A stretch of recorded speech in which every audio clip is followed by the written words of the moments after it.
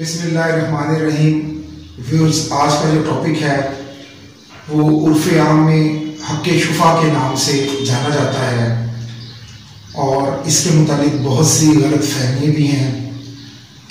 جو پنجاب کی جہاں تک تعلق ہے تو پنجاب میں دا پنجاب پریمپشن ایکٹ 1991 جو ہے وہ لاگو ہے، جس کی پریمبل کو اگر دیکھیں اور اگر ہم اس کا ابتدائیہ دیکھیں تو اس میں بڑا واضح ہے کہ یہ صرف جو ہے وہ دیہاتی زمینوں پر لاگو ہوتا ہے، شہری یا کنٹونمنٹ ایریاز پر یہ لاگو نہیں ہوتا. اب اگر کسی شخص کا حق شفا کسی زمین کی بابت جو ہے وہ اس کو حق شفا قائم ہو چکا ہے تو اس سے کیا کرنا ہے، کیا اس کو فوری طور پر کرنا ہے، اور اگر اس میں ڈیلے ہوگا تو اس کو کن کانسیکوینسز کا سامنا کرنا پڑے گا. یہ تمام چیزیں آج کے لیکچر میں ہم دیکھیں گے. بنیادی طور پر حق شفا جو ہے وہ ایلیمینیشن آف اسٹرینجر ہے. ایلیمینیشن آف اسٹرینجر کا مطلب ہے کہ کسی بھی جگہ پر کوئی غیر آدمی آ کر آباد نہ ہو، بلکہ جو وہاں کے آلریڈی رہائشی ہیں ان کو حق دیا گیا کہ اگر کوئی زمین وہاں کا رہائشی دیکھنا چاہے وہاں کا تو جو دوسرا بندہ ہوگا جس کی وہاں پر زمین موجود ہوگی اور وہ وہاں کا مالک ہوگا اس جگہ کی اراضی کا، اس کا پہلے حق ہوگا. آج ہم دیکھیں گے کہ یہ حق جو ہے یہ قائم کیسے کیا جاتا ہے. اس کے لیے سب سے پہلے آپ دیکھیں گے کہ جو سیکشن 13 ہے پنجاب پریمپشن ایکٹ 1991 کا، وہ اس کو ڈیل کرتا ہے. وہ کیا کہتا ہے؟ ڈیمانڈز آف پریمپشن، کہ پریمپشن کی ڈیمانڈز جو ہیں اس کو وہ ڈیل کرتا ہے. پریمپشن کی 3 ڈیمانڈز ہیں. پہلی ڈیمانڈ ہے طلب مواسبت، دوسری طلب اشہاد، تیسری طلب خصومت. اب ان تینوں ڈیمانڈز کا سمجھنا بہت زیادہ ضروری ہے، کیونکہ اس کو سمجھے بغیر آپ کبھی بھی اپنا حق شفا جو ہے وہ قائم نہیں کر سکتے. ہم ون بائی ون ان کو ڈسکس کریں گے.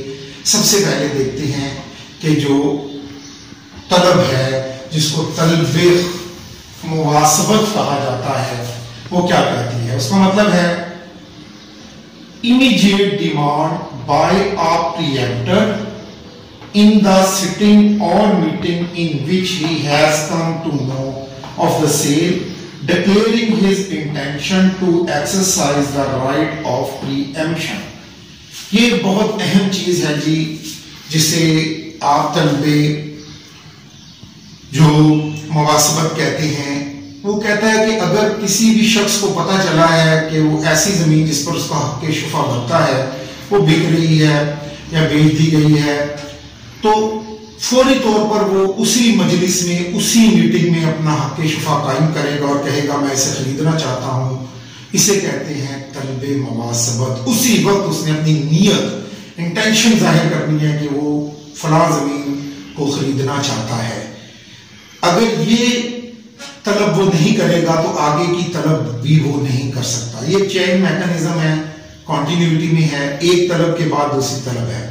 اب جو دوسری طلب ہے ہم اس کو دیکھتے ہیں، وہ ہے طلب اشہاد.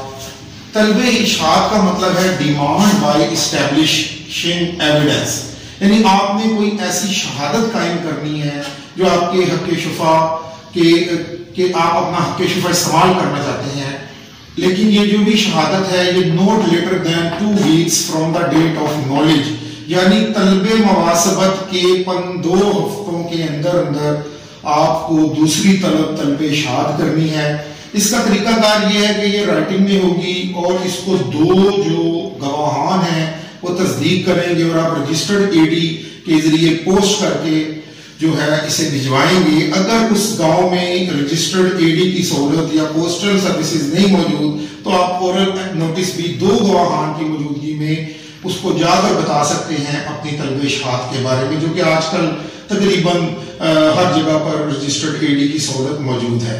جب آپ طلب اشہاد کر لیں گے تو اس کے بعد پھر آپ demand by filing a suit, آپ ایک دعویٰ دائر کریں گے جو کہ کمپیٹنٹ جوریسڈکشن والی کورٹ میں آپ کریں گے اور اس دعوے میں آپ جو ہے وہ اپنا حق مانگیں گے اور اس میں جو بھی کوٹ آپ آرڈر کریں گے آپ اس کو کمپلائی کریں گے۔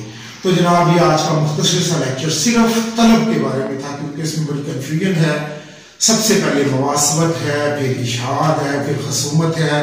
ٹائم ڈیوریشن میں نے جو ہے مواسبت اور اشہاد کے درمیان آپ کو بتایا 2 ویکس کا ہے۔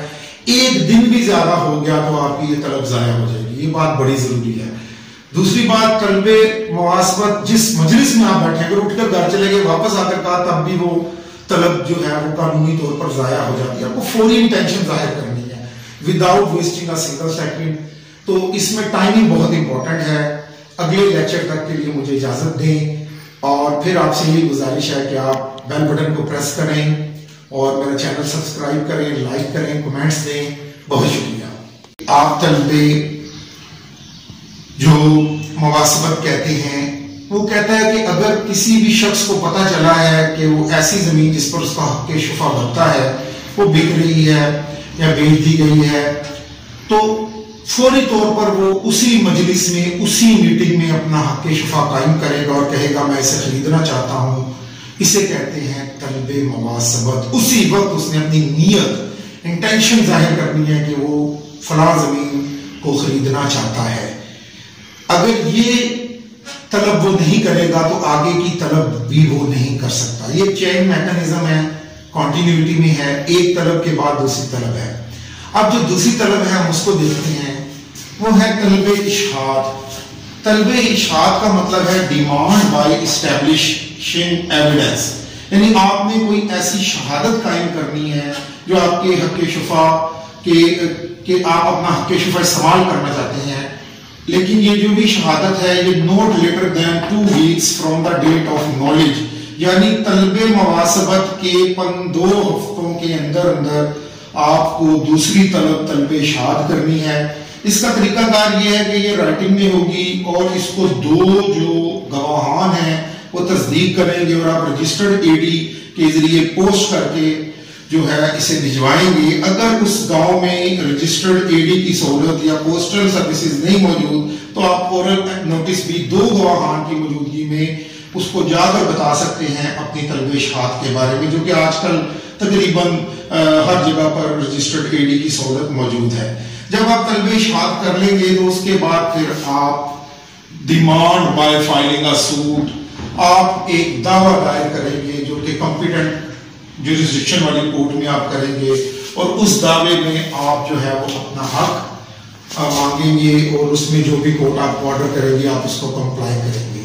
تو جناب یہ آج کا مختصر سا لیکچر صرف طلب کے بارے میں تھا، کیونکہ اس میں بڑی کنفیوژن ہے۔